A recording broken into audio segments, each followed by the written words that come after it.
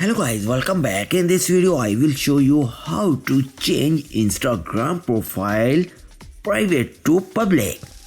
First step is open your Instagram app on your mobile device. Then tap on your profile in the bottom right corner.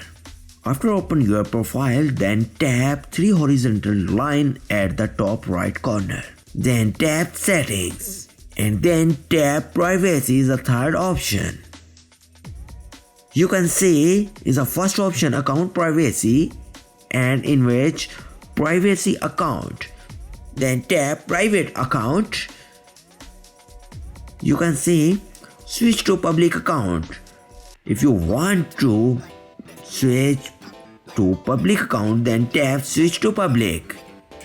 Yes, you can see your account is public. There is also a problem with this video, so ask about these comments any problem related to social media and internet. Let them know in the comments bar so that a video can be made on it. Please like this video and subscribe our channel and press icon for any updates and notifications. Thanks for watching.